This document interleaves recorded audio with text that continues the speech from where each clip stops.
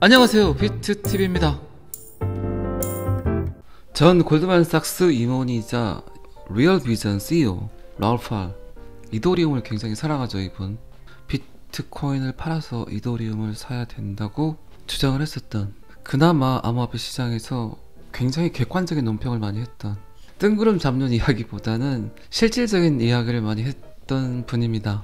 이분이 이제 XRP에 대해서 또 한 번 언급을 하는데, 자, 여기서부터는 구독자분들에게만 노출이 되는 영상입니다. 구독, 좋아요 좀 눌러주시고요. 아주 정확하게 이야기를 하는 것 같아서 제가 이 기사를 갖고 왔습니다. 자, 라울팔은 XRP에 대해서 아주 낙관적인 전망을 이야기했고, 2개의 디파이 크립토 프로젝트에 투자했다고 이야기를 했습니다. 굳이 하지 않아도 될 말을 했어요. 여러분들도 누구한테 암호화폐 이야기를 할 때 어떤 코인 샀다, 어느 정도 샀다, 이런 말 안 하시는 게 좋아요. 그리고 다시 한번 말씀드리지만 암호화폐 사라고 굳이 이야기할 필요도 없고, 여러분이 이야기하는 상대방이 암호화폐에 관심이 없는 이유는 아주 객관적으로 냉철하게 그거를 여러분들이 이야기하기 때문입니다. 그렇게 생각하시면 바른 현답이 아닐까요? 저도 처음에는 그랬어요. 근데 지금은 굉장히 많은 사람들이 물어봅니다. 그런데 여전히 저는 아직도 사지 말라고 합니다. 그리고 나한테 물어보지 말고 영상을 좀 보라고 이야기를 합니다. 아무것도 모르는 상태에서 저한테 물어보면 제가 뭐 어떤 이야기를 하겠습니까? 제가 번개에 나가서 이야기를 해보면 번개 나오시는 분들이 굉장히 많은 걸 알고 계세요. 제가 봤을 때는 오히려 암호화폐 쪽은 웬만한 상대 교수보다 더 잘 알고 있지 않을까요? 어떨 때는 그런 생각을 합니다. 자, 또 잔소리가 길어질 것 같으니까 여기까지만 하고, 매크로 전문가이자 전 골드만삭스 인원 라울팔은 XRP에 대해서 굉장히 낙관적으로 이야기를 하고, SEC와 리플과의 소송이 XRP가 훨씬 더 유리하게 진행이 될 거라고 이야기를 했습니다. 자, 이제부터는 라울팔 이야기입니다. 제가 라울팔로 빙의가 돼서 이야기를 하겠습니다. 실제로 XRP는 많이 사용되는 프로토콜입니다. 메트커프 법칙을 사용하면 꽤 괜찮습니다. 그런데 XRP가 더 유리한 이유는 미국인들은 거래소에서 사라졌기 때문에 현재 투자할 수 없습니다. 그러나 일반적으로 생각을 해봤을 때 XRP가 할 일은 너무나 많습니다. 지불 전송으로 작동을 합니다. 문제가 없습니다. 체인 안에서는 굉장히 많은 활동을 하고 있으며, 메트커프 원칙은 해당 위치에 적절하게 가격을 책정합니다. 자, 그러면 메트커프 법칙이 어떤 건지만 알면 되겠죠. 지금 XRP 리플이 어떤 위치에 있는가 아주 정확하게 설명할 수 있는 메트커프 법칙은 독자적 기술, 독점 기업, 이거를 사용하는 수가 증가하면 증가할수록 기업 이익은 기하급수적으로 증가할 수 있다. 그 누구도 흉내낼 수 없는 기술을 갖고 있기 때문에 차별성이 있죠. 일단은 그렇기 때문에 그 네트워크의 가치는 사용자 수 제곱에 비례해서 폭발적으로 증가를 한다. 예를 들어서 페이스북이나 인스타그램 예를 들면, 그리고 우리나라 같은 경우는 카카오톡을 예로 들면 여러분들 이해가 빠르시겠죠. 우리나라 사람들 중에 지금 스마트폰에 카카오톡이 없는 분이 거의 없지 않을까요? 있긴 있겠죠. 그만큼 절대 다수가 사용하게 되면 어쩔 수 없이 써야 되는 것들, 이 부분에 대해서는 제가 여러 번 말씀드렸죠. 지금 XRP의 파트너십 관계가 300, 400여 개 정도인데 거의 메이저급에 해당되는 금융기관들이 파트너십 관계를 갖고 있어요. 그리고 그 안에서 지금 사용을 하고 있죠. 그런데 거대 기업이 어떤 특정 시스템을 쓰게 되면 그 기업 때문에 먹고 사는 수많은 작은 기업들, 중소기업들은 그 시스템을 어쩔 수 없이 받아들여야 된다. 지금 제가 보고 있는 XRP 파트너십 관계들은 거의 다가 그런 흐름 때문에 맺어지는 파트너십 관계가 계속해서 이루어지는 것 같아요. 카카오톡이 계속해서 깔리고, 그리고 페이스북이나 인스타그램, SNS 채널들의 전파 속도를 보게 되면 여러분들이 그 부분에 대해서는 충분히 이해하실 거라고 생각을 합니다. 그런데 제가 또 이야기하지만 스파크 토큰, 스마트 컨트랙트의 에어드랍, 플레어 네트워크의 활성화는 XRP 리플이 할 수 있는 일을 더욱더 증가시킨다는 거죠. 지금까지는 어쨌든 금융기관에서 채택을 했다면 스마트 컨트랙트를 얻는다는 건 정말 이제는 일반 기업, 제조업이라든가 그 외 다양한 기업들이 XRP 프로토콜을 채택할 수 있는 근거가 될 수 있다는 겁니다. 라울팔은 그 부분에 대해서 정확히 이해를 하고 지금 이야기하는 것 같아요. 메트커프의 법칙은 네트워크 규모가 점점 커짐에 따라 그 비용의 증가 규모는 점점 줄어들지만 우리나라 같은 경우도 지금 전 세계 IT 강국이죠. 그 가장 큰 이유가 전국 어디를 가든지 인터넷이 안 되는 곳이 없잖아요. 그죠? 인터넷을 근본적으로 전국에 쫙 깔아버리니까 인터넷을 활용을 해서 할 수 있는 모든 일들이 편해져 버렸잖아요. 그렇죠? 이렇게 인터넷을 전국적으로 까는 건 힘들었지만 깔고 나니까 소모 비용이 들지 않는다. 비용의 증가 규모는 점점 줄지만 네트워크의 가치는 기하급수적으로 증가할 수밖에 없다. 고속도로를 그냥 시원하게 깔아버리니까 일반 국도를 깔기가 굉장히 용이하죠. 어쨌든 지금 XRP는 전 세계적으로 굉장히 많이 활용을 하고 있다. 브래드 갈링하우스가 굉장히 잘한 건 어쨌든 거래 후 도구, 거래 후 수단, 지불의 수단의 완성도를 높여놓은 게 지금 와서 보니까 굉장히 잘한 일이다. 처음에는 그냥 XRP 리플을 봤을 때 많은 사람들이 XRP의 가치는 1달러가 한계다라고 표현했던 이유가 그겁니다. 그냥 뭐 빠른 처리 속도를 가지고 지불되는 거 외에는 뭐가 있어, 이거였으니까요. 그런데 점점 XRP는 진화를 했죠. 그 진화하는 과정 중에 가장 큰 일을 한 게 어쨌든 거래나 지불에 대한 프로토콜을 완벽하게 처리를 해놨기 때문에 그 외 모든 것들이 용이해졌겠죠. 제가 방금 전에 말씀드렸지만 고속도로를 깔았다는 의미가 어쨌든 거래나 지불의 완성도를 높여놨다. 그리고 고속도로를 깔고 나니까 일반 국도를 만들기가 편해졌다. 여기서 일반 국도의 의미는 스마트 컨트랙트나 NFT, 디파이가 되겠죠.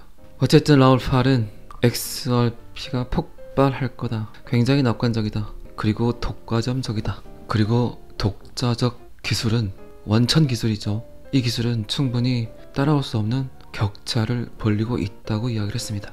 2000년도에 닷컴 버블 때를 기억하시죠? 그때도 결국 살아남은 회사들이 어떤 거였습니까? 결국 기술력이 높은 기업들만 살아남아서 지금 전 세계 시장을 장악하고 있잖아요. 그들이 가장 큰 예로는 뭐 여러분들 아시겠지만 야후의 아웃소싱 업체로 시작을 해서 지금 야후와 마이크로소프트를 제쳐버린 IT 업계 최고 기업으로 등극을 한 구글이 여러분들이 쉽게 접할 수 있는 가장 큰 예겠죠. 어쩌면 XRP 리플이 암호화폐의 구글이 되지 않을까 싶습니다. 자, 이 기사는 여기까지만 보시고요. 지금 타이밍에 좀 비트코인이 반등이 좀 나와서 XRP에 힘을 좀 실어줘야 되는데 XRP가 지금 상승 여력이 충분히 더 남아있는데 이놈의 비트코인이 아직 반등이 나오고 있지 않습니다.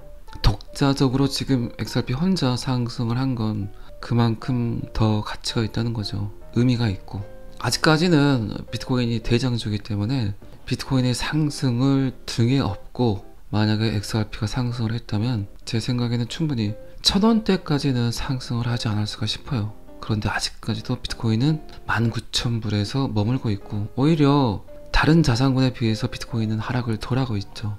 그거 하나는 약간 아이러니하면서 믿음직스럽긴 한데 과연 비트코인의 반등은 언제쯤 나올 건지, 그리고 항상 제가 이야기 드렸던 비트코인의 22,800불 그리고 28,800불 22,800불이 넘어서면 그때는 약간 안정권 그리고 상승 모멘텀은 일론 머스크의 평단 28,800불을 돌파를 해야 투더문 각이 나올 수 있다는 거죠. 암호화폐 시장 전체가. 샤크탱크의 케빈 오이얼이 비트코인을 굉장히 싫어했고 비트코인에 대한 가치를 무시했던 그런 사람인데 올해부터 갑자기 비트코인을 사랑하고 비트코인을 사야 된다고 하고 완벽하게 생각이 바뀌어서 비트코인 옹호론자가 됐죠. 이런 분들이 꽤 많죠. 지금은 비트코인을 싫어했던 인플루언서들이 생각의 전환을 이야기를 했던 사람들이 꽤 많습니다. 그 중에 한 분이긴 한데 충분히 본인이 비트코인을 샀기 때문에 비트코인을 사야 된다는 이야기로밖에 들리지 않는데 어쨌든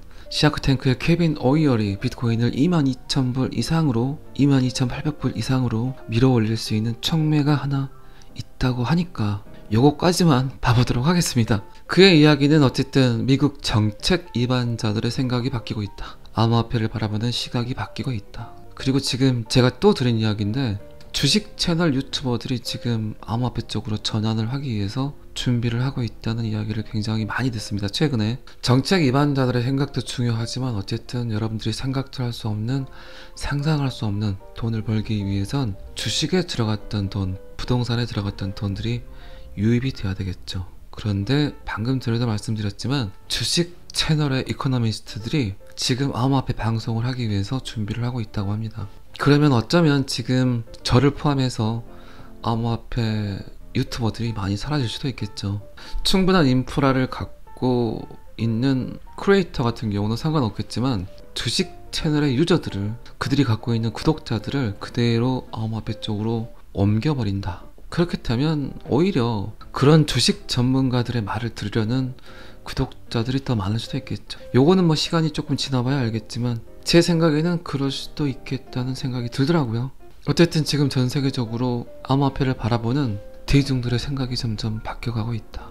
돈이 어디로 갈지를 모르고 있다. 주식에서 선절하고 나온 돈들, 이 돈을 가지고 어디서 복구를 해야 되나. 지금 은행 적금 비율이 굉장히 높아지고 있다고 해요. 그나마 얼마 안 되는 이자율을 먹기 위해서 돈이 갈 곳이 없으니까 다시 또 은행 적금을 기웃기웃하는 돈들이 많아지고 있다고 합니다. 자, 그런 돈들이 언제 들어올까요? 그래서 제가 22,800불과 28,800불 비트코인 가격을 이야기를 드리는 거예요. 자, 그러면 적금에 들어갔던 돈들이 냄새를 맡을 수 있겠죠.